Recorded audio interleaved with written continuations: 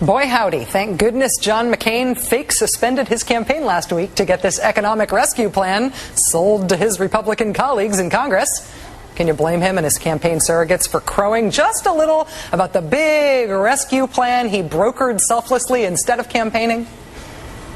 I put it on hold last week to fight for a rescue plan that puts you and your economic security and your family and working Americans first. Senator Obama took a very different approach to the crisis our country faced.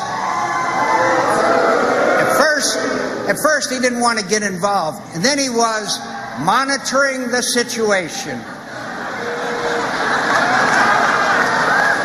That's not leadership, that's watching from the sidelines.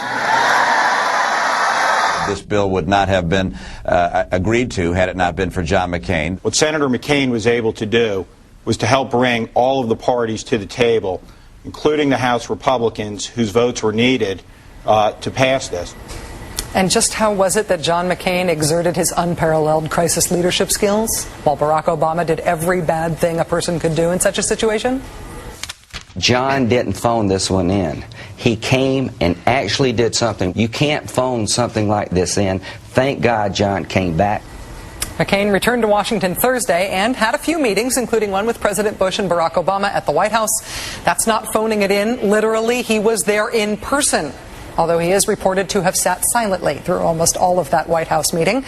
After that in-person meeting, he retired to his condo in the early evening to make phone calls, as in to phone it in from one of his houses. Friday morning, McCain went to Capitol Hill for less than 2 hours, then flew to Mississippi for the first presidential debate. Over the critical weekend, he made more phone calls from his home and his campaign headquarters.